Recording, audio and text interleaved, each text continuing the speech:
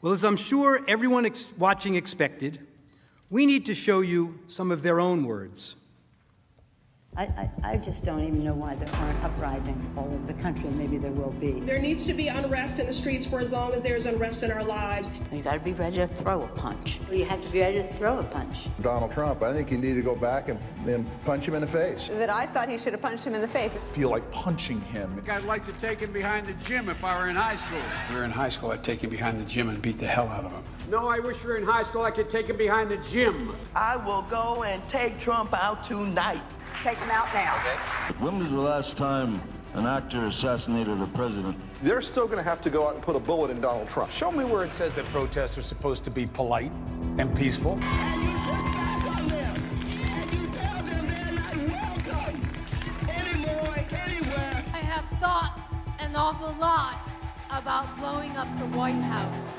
Please, get up in the face of some Congress people. People will do what they do.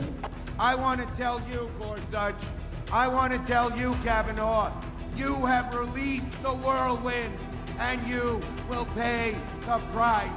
We're going to go in there, we're going to impeach the Well, this is just a warning to you Trumpers. Be careful. Walk lightly. And for those of you who are soldiers, make them pay. If you had to be stuck in an elevator with either President Trump, Mike Pence, or Jeff Sessions, who would it be? Does one of us have to come out alive?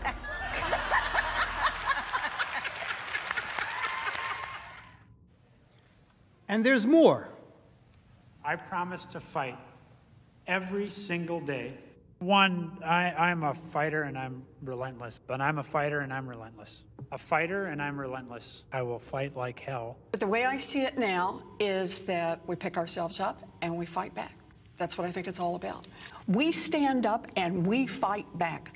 We do not back down. We do not compromise, not today, not tomorrow, not ever. You can either lie down, you can whimper, you can pull up in a ball, you can decide to move to Canada, or you can stand your ground and fight back.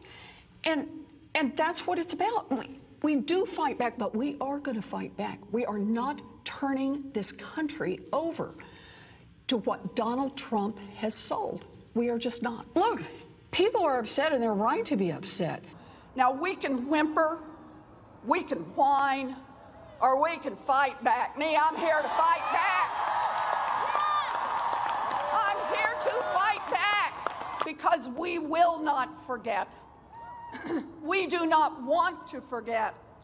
We will use that vision to make sure that we fight harder, we fight tougher, and we fight more passionately than ever. We still have a fight on our hands. Fight hard for the changes Americans are demanding. Get in the fight, to winning the fight, fighting. He's fighting. We'll use every tool possible to fight for this change. We'll fight to fighting hard. Serious about fighting and fight. We gotta get on our front foot and fight back.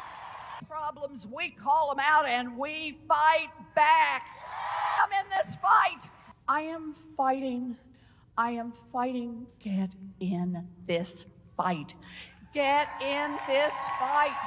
Get in this fight. And fighting, we all need to be in the fight. We all need to stay in the fight. We stay in this fight. We fought back. We fought back. I am not afraid of a fight. I am in this fight all the way. You don't get what you don't fight for. Our fight. We are in this fight for our lives. This is the fight of our lives. But we are going to make sure that this fight does not end tonight. This is a fight for our lives, the lives of our friends and family members and neighbors. It is a fight, and it is a fight that we're going to work to make sure continues. It's a fight. It is a fight. It is a fight, and that's what this fight is for. Well, I'm wired to fight anyone who isn't doing their job for us. I'm John Tester, and you're damn right. I approve this message. And I'll have lots of fights ahead of us, and I'm ready to stand up and keep fighting. We have to fight. We're going to fight. We're going to fight. We need to fight, and we need to fight. We're going to fight. We got a few more fights. We're going to take the privilege of a few more fights, and we have the biggest fight of all. I will never stop fighting. I will fight like hell to fight back against anyone. We need to say loud and clear that we are ready to fight. It's a bare-knuckles fight. Now they're going to have to actually fight back against people. The fight has to be conducted. It's so important that we need to fight. Fight that fight. We have been fighting. I was fighting very hard. Time is of the essence, both in terms of the fight. I think we should be fighting. Well, I really believe we need to fight. We're simply not going to take this line down. We're going to keep fighting. So I'm telling all my colleagues, this is the fight of our life. Whose side are you on? Who are you fighting for? They're fighting, or I'm fighting. We're both fighting. We will fight back. We're not going to just take this line down. I'm just going to keep the fight up. What we have to do right now is fight as hard as we can. We have to rise up and fight back. And so we're going to fight, and we're going to continue to fight. I am going to be fighting like hell. Keep fighting, or we kept fighting and we did. So we're going to keep fighting. We have to be fighting every single day. We have to fight back, and we have no choice but to do that. I think we're doing the right thing to do that. Fighting. And I'm fighting. Well, our job right now is to fight. It's really important. I'm going to keep fighting. I'm asking for the support of people across the country to fight back. And you got to be fierce in fighting. Keep fighting. Brown have been fighting. I've told President Biden I will fight like mad. I'll tell you what, now more than ever, we have to fight like hell. We have these battles on the floor of the Senate. I'm going to go down and battle, and I'm going to be down there on the floor fighting. Right. But we Democrats are fighting as hard as we can. Democrats are fighting as hard as we can. Credit it in any way, but we're fighting back. What we've got to do is fight in Congress, fight in the courts, fight in the streets, fight online, fight at the ballot box. Fighting and pushing around the clock, fighting, continue to be brave and be strong and keep fighting. We're getting people engaged in the fight. We're fighting. We've got to keep fighting and keep focused. Continue to fight. Fight. This is going to be a fight. We'll also fight him and challenge him in every way that we can, in the Congress, in the courts, and in the streets. To continue fighting, we each have an important role to play in fighting. In this fight, like so many before it, it has been a fight. The American people are going to have to fight. And about the importance of fighting, I will always fight. Fighting. But we always must fight. Joe Biden has a deep, deep-seated commitment to fight and to fight. And about the importance of fighting, we always must fight, to fight, to fight, and to fight. As our willingness to fight continued the fight, as Joe Biden says, to fight. It's about fighting for what we're fighting for. We will tell them about what we did to fight. Truly about a fight. But truly, I do believe that we're in a fight. I believe that we are in a fight. I believe we are in a fight. I believe we are in a fight. So there's a fight in front of us, a fight for all of these things. And so we're prepared to fight for that. We know how to fight. Our ongoing fight, a fight. We know how to fight. We like a good fight. We were born out of a fight. This is what is our fight right now. There's the fight, there's the fight, there's the fight, and then there's the fight to defend. Back in the fight. Our mission is to fight. That is the guiding purpose of House Democrats, fighting. He has never forgotten who he is fighting for. Marched and fought. And we just have to fight. But this is a fight for our country. Fighting the health crisis of COVID. I led the fight and continue to fight. Never, never, never give up this fight. I'm a citizen fighting for it. It means not only fighting a leader who fought for progressive change, as a lawyer who fought for people his whole life, as well as other fights, and I'm proud that to have Tim in this fight with me. And above all, it's time for America to get back up and once again fight. We will fight when we must fight. What kind of America are we fighting for? We've been fighting, so we need to fight, but we also need to fight for an America. I am going to wake up every day and fight hard. I have been fighting. We're gonna fight. We are gonna fight. We're gonna fight. We're gonna fight. And I will fight. We're in the fight of our lives right now. We fight like hell. To fight. To fight. Fight against the Trump administration. Democrats are standing up to fight. We're in this fight in a serious way. It's your fight. We're eager to take on this fight. Get in this fight, and we'll fight it out. I have taken on the fight. As representatives for the people, as legislators here in the halls of Congress, our job is to fight. Who has led us in this fight. Is to fight for this fight. And every day I'm in the United States Senate, I will fight. And one of the things we do is should fight. Because my constituents send me here each and every day to fight. We have been fighting this fight, and we need to be side by side so we can succeed. And so I hope that you will all join us in our fight. And if we fight, and as the next governor of Georgia, I will never stop fighting. We can show the old guard something new, and we can fight. My fight, those fights need to fight an administration requiring us to fight, and fight we will. Their fight, and their fight, and their fight. The fight is a fight, and so when we fight the fight that we are in, when we are fighting this fight, we fight this fight. The strength of who we are is we will fight. And we will fight, the fight, we will fight. We are in a fight. The fight.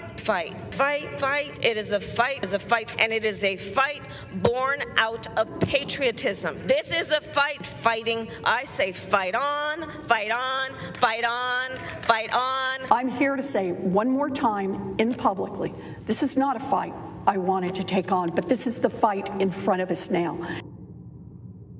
Every single one of you and every one of you, that's okay. You didn't do anything wrong. It's a word people use, but please stop the hypocrisy.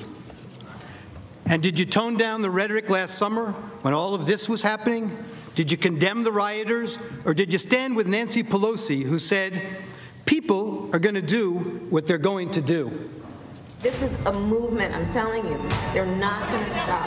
And everyone beware, because they're not going to stop. They're not going to stop before Election Day in November, and they're not going to stop after. And please, show me where it says that protests are supposed to be polite and peaceful. I just don't even know why there aren't uprisings all over the country. Maybe there will be.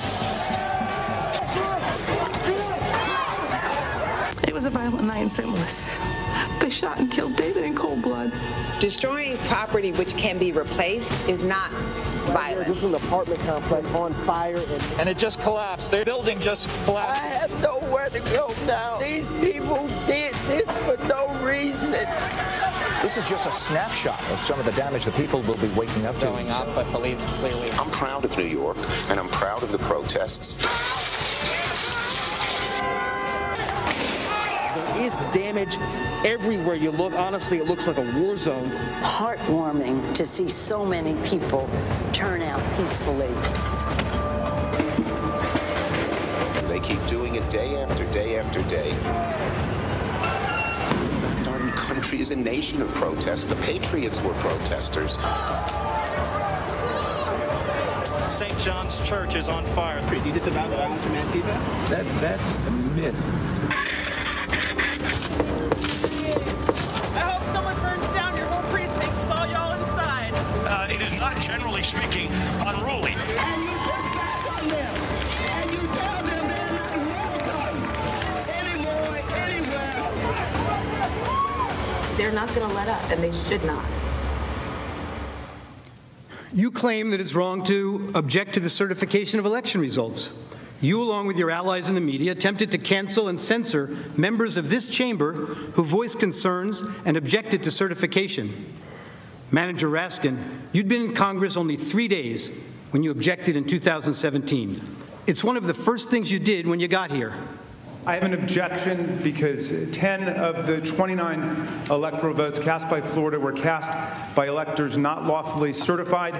Is the objection in writing and signed not only by the member of the House of Representatives, but also by a senator? It is in writing, Mr. President. Is it signed by a senator? Not as of yet, Mr. President. In that case, the objection cannot be entertained. Mr. President, I object to the certificate from the state of Georgia on the grounds that the electoral votes were not... There's no debate. And I object to the certificate from the state of North Carolina based on violations of the Voting Rights Act. There's no debate in the joint session. I object because people are horrified by the overwhelming evidence. Section 18, Title 3 of the United States Code prohibits debate. I object. Objected to the counting of the electoral votes of the state of Ohio. I object to the certificate from the state of Alabama. The electors were not lawfully certified. I object to the 15 votes from the state of North Carolina because of the massive voter suppression and the closing of polling booths. There's no debate. There's no debate. 16 There's to 1, no debate. And the massive voter suppression that occurred to African Americans. The gentleman will suspend.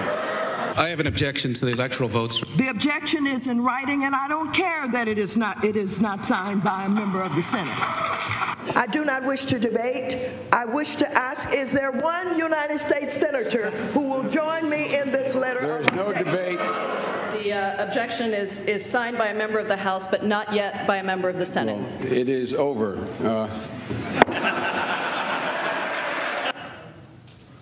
And when the House managers realized that the president's actual words could not have incited the riot, as you alleged in your article of impeachment, you attempted to pivot. You said that raising the issue of election security and casting doubt on the propriety of our elections was dangerous. One of the House managers, Mr. Cicilline, told you that this is not about the words Mr. Trump used in isolation. Rather, it is about the big lie, the claim that the election was stolen.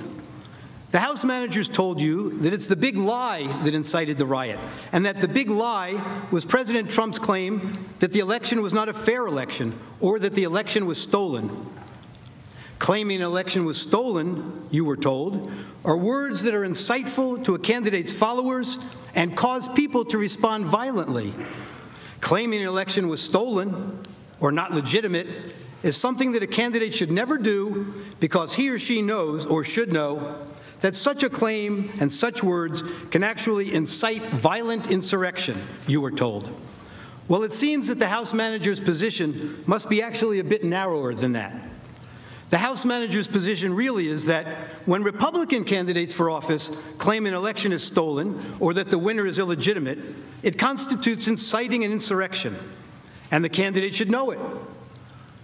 But Democratic Party candidates for public elective office are perfectly entitled to claim the election was stolen or that the winner is illegitimate or to make any other outrageous claim they can. It is their absolute right to do so. And it is their absolute right to do so irrespective of whether there's any evidence to support the claim. Democratic candidates can claim that an election was stolen because of Russian collusion or without any explanation at all, and that is perfectly okay and is in no way incitement to an insurrection. And somehow, when Democratic candidates publicly decry an election as stolen or illegitimate, it's never a big lie. You've been doing it for years. But can you imagine telling your supporters that the only way you could possibly lose is if an American election was rigged and stolen from you?